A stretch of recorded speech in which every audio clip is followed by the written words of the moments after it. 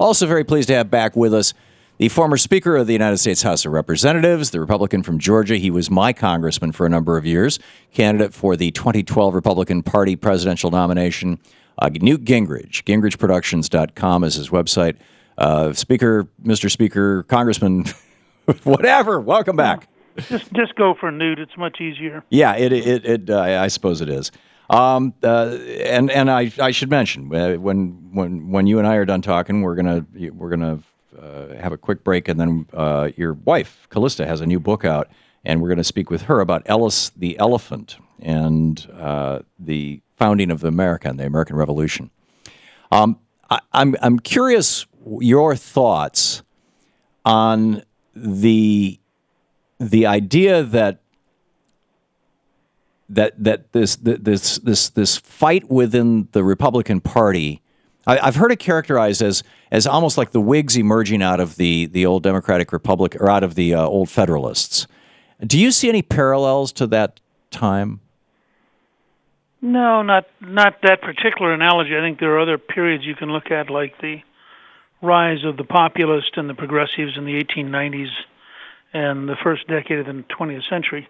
The split between perhaps the radical Republicans and the Republicans during Reconstruction? To some extent, you might pick that example. I mean, what you have are a group of people who believe that they were elected by constituents who would rather have them fight than compromise, and a group of people who believe they were elected by constituents who would rather have them compromise than fight. And those are two pretty big differences in style and approach and how they try to get things done. Well, and wouldn't it be reasonable to suggest that, I mean, I'd rather, frankly, have my progressive Democratic members fight than compromise. I think, when you guys said, or when the Republicans said, we want to cut Social Security, for example, they should have said, well, we want to lower the eligibility age to 55, which would tighten up the labor market and would actually produce a lot more revenue for Social Security. Or, when people started complaining about Obamacare, they should have said, well, we want to lower the eligibility age for Medicare to 0 and just have a national single-payer healthcare system. It already exists. But why is it that the Democrats, Republicans come out with these, strong and sometimes outrageous positions, and the only Democrat I know who's doing that is Alan Grayson. I mean, taking on the Tea Party and comparing them to the Klan, which is hyperbolic, but it got the point. It got the message out, and things that Republicans have done in many cases have been hyperbolic, but they get their message out. But you have a number of Democrats who, for example, who strongly favor a single-payer system. Yes. And would replace Obamacare by moving to the left. But nobody's paying attention to them. Well, I mean, for example, we're going to have Howard Dean on tonight on Crossfire. My guess is Governor Dean, coming out of a state that is experimenting with single-payer in Vermont, will advocate going.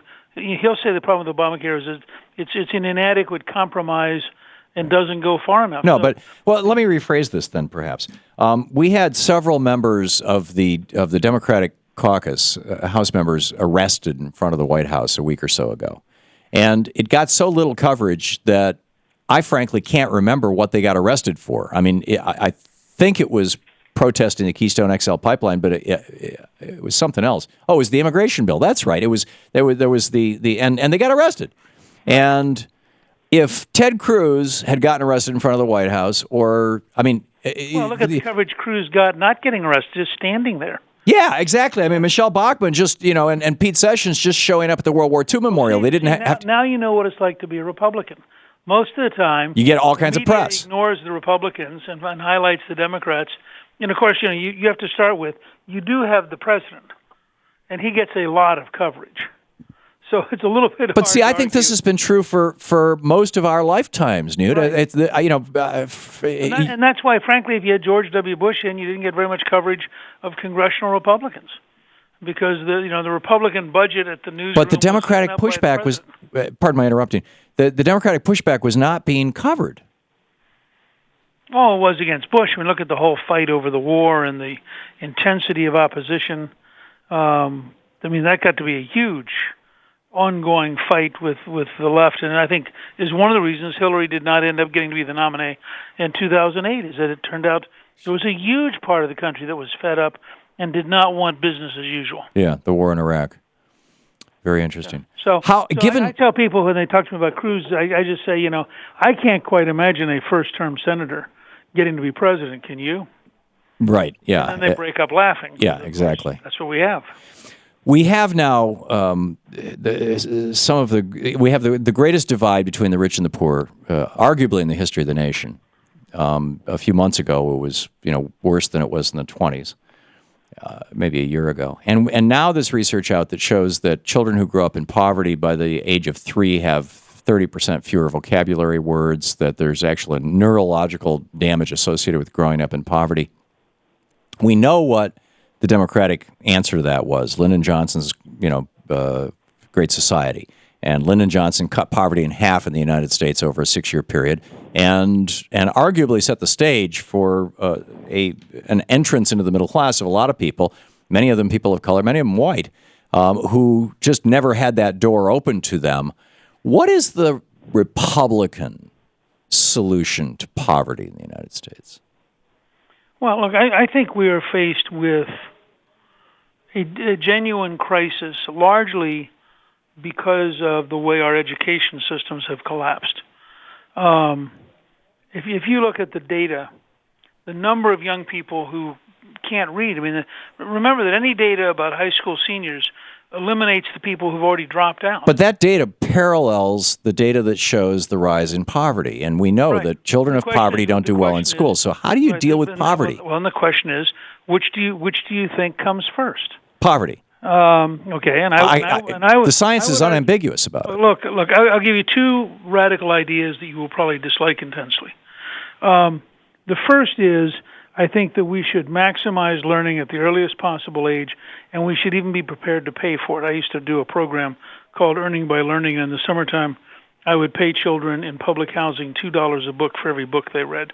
You would be astonished how many poor children are actually willing to earn money at an early age, if you tie and who are willing to sit down and read books. And we had one young girl in Villa Rica, Georgia, at 9 years of age, who read 83 books that summer. Now, she would never have had $166 any other way. And it gave her a sense of connecting achievement with reward in a way that frankly got her in trouble when she went back to school, because she could read too well and she was no longer in the regular curriculum. And she she asked the teachers too many questions. So you're saying throw money at the problem. Well, I'm saying no. I'm saying, first of all, incentivize the students, break them loose from terrible, sterile, bankrupt systems of credentialing where they are bored to death, and give them every opportunity and every incentive to learn as rapidly as possible. Remember, when I was first Speaker of the House, I testified at the Ways and Means Committee we should give every child a computer. And Governor, yeah, I know you called yourself the education speaker. Maine actually did it for 7th graders. Yeah. But I would look at trying to get every child at the earliest possible age to be directly in touch with the world of work, the world of achievement, and the world of learning, and break past all the barriers that I don't disagree with that, but how do you deal with the fact that their parents are broke and they got no food in their house? What's the Republican solution to that? First of all, I don't fully understand, in a world that has Medicaid, earned income tax credit, food stamps, public housing, what percent of the population you're describing. Okay. Newt, we will leave it at that. I want to get your wife in here. We're just going to take a quick bump out. Good talking with you. GingrichProductions.com. Newt Gingrich, thank you for being with us. We'll be right back.